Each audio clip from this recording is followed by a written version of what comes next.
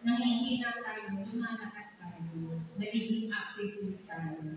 Kaya yung anti-aging process niya, kahit nadagdagan yung edad, hindi agad tumatanda, umaba.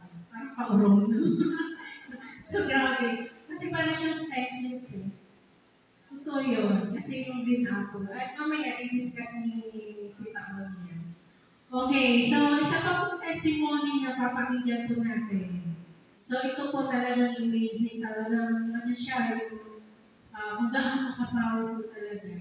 Kasi marami para sa kanya eh, consumer days. So, pakinggan po natin si Tita Ete, ang ating mother of EEP.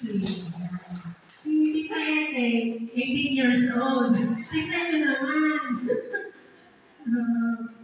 Yan, Tita, kwento ko po yung buhay ko nung ikaw ay nasa pinalingan ng doktor. 18 years old. Good evening.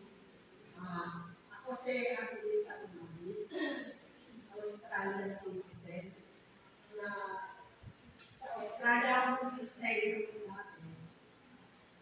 40 years ako nag-stay sa Australia.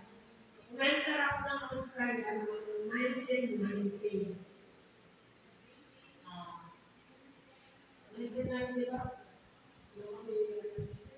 Yun yung natatanda ko, 1990 kami ng Pilipinas. Pero, hindi ako umuwi ng Pilipinas. Matagal ako umuwi ng Pilipinas. Kasi, noong panahon yun, may trabaho ako sa Australia. Tapos, yung mga ako ko, malimigit pa. Ako nakaalaga ko ako nagparami sa kanila mga. Kaya, ngayon, wala na akong pinalagaan. Tapos na yung mga ako ko, tapos na yung nursing yung apat. Dalawang ako ko na lang yung pinangakas ako sa kanila mga ako. Pero, 2016, na-diagnose ako ng cyst sa liver. Nalilit pa yung ako. Ngayon, every 2 years, sinisipistan ako. Binigyan na nila kung gano'n kalaki na. Binibigyan ako ng gamot, hindi naman nakakagaling sa akin. Tapos, noong hinihimatay ako kasi ang aking blood sugar, nagpapahinggan hindi na nagpapansin ng aking liver, hindi na nag-aano ng insulin.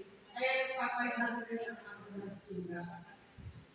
Pag hinihimatay ako ni Sunday, pagkakataon, 2 araw, 3 araw, hindi ako nagigising. Doon ako dumudumay ng ako nito. Ang hirap talaga.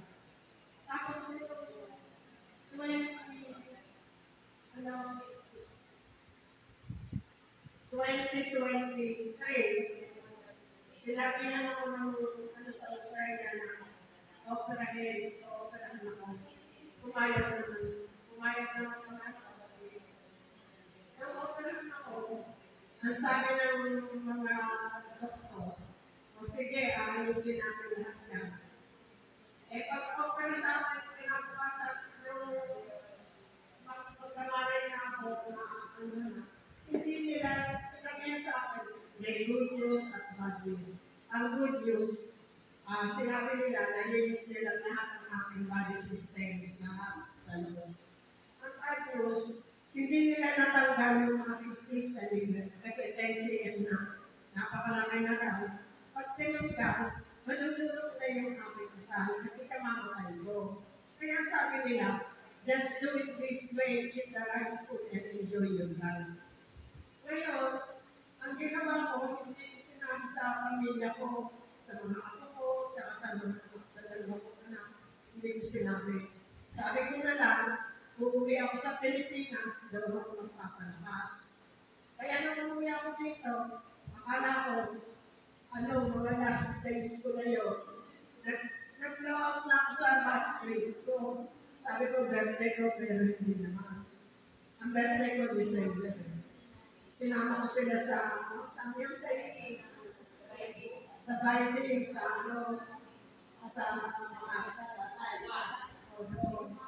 tapos, sila lahat, pati si Peggy, yung best friend ko, investment ko, iniiyak ako lagi.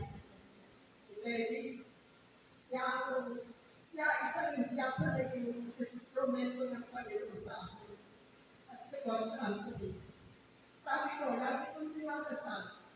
Sana bigyan ako ng Panginoon ng bagay na makakagawa sa akin.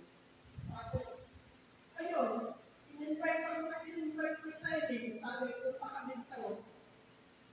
Punta ka dito, magbabanding-banding ng bayan, kakita, kahit, ganun lang. Pumunta ako, 3 beses. Nung 3 beses, lumitaw na si Coach Anthony. May dala na ng sinner grade.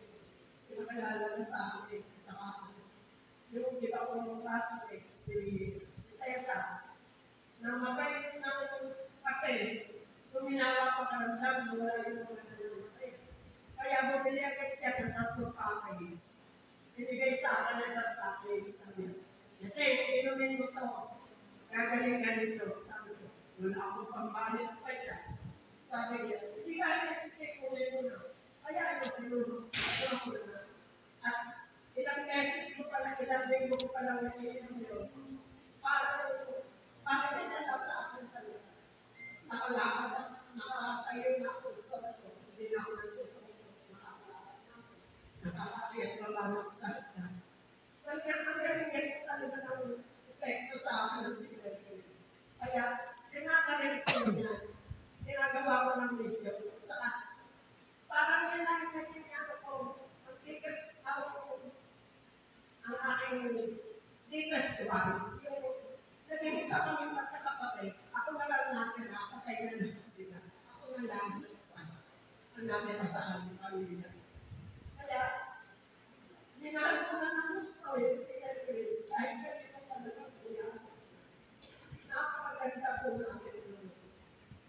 At, pagkakalaw, yan na ang naging ano ko.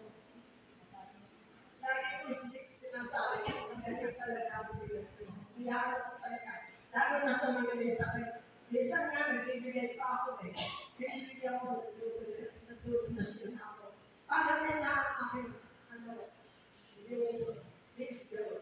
Ginawa ko ng wisdom. Ang dami ko nagbibigay sa amin. Yung ngayon, yung may cancer sa akin. Ang laki na lang ng sugat ito. Binigyan ko niya.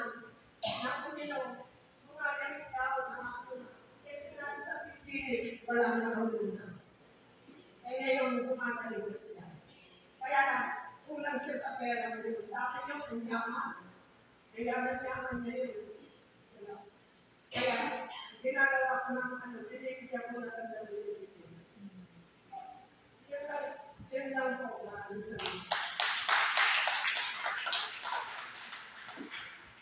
Ang ganda po ng testimony ni Tita Ethel. Mabiruin nyo, eat the right food and enjoy your life. So, ibig sabihin, i-enjoy niya na yung life niya kasi wala nang pag-asa. Pero dahil sa Senner Dreams, natungtungan yung kanyang buhay. Pero yun nakatungkod, di makalakad, tumataas ang sugar, pero mo, 500 hinihimata, may LCM, cyst liver, akalain yun natunaw. Nung bumalikan yung kita na, nagpalit na college. Yun nga talagang totally ang galing. Palakpakan po natin yung center dito. Yan. So, ngayon po, bakit po ba ganun yung center list? Bakit? Ano ba meron sa center list? Ito ba, nagtataka tayo, bakit hindi siya kagaling?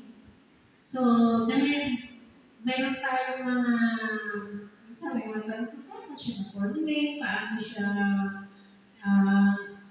napatunayan na talagang magaling siya sa katawan natin. So yun, mapapakinggan po natin dito. Yan. Dahil sa marami ng testimony, sana hindi lang po yung mga testimony kita, marami pa po gumaling, nalabasan ng bato sa kidney, hindi na na-operahan, mayroong ang binte o operahan na kasi yung sugar, mataas, diabetes na, hindi na rin natuloy yung operahan. Tita Oni, operahan sa tuhod, knee replacement, hindi na rin natuloy. Dahil din sa Senner Greens. So, marami pa po Talagang hindi na po ito yung dito testimony, maraming tapos sa iba.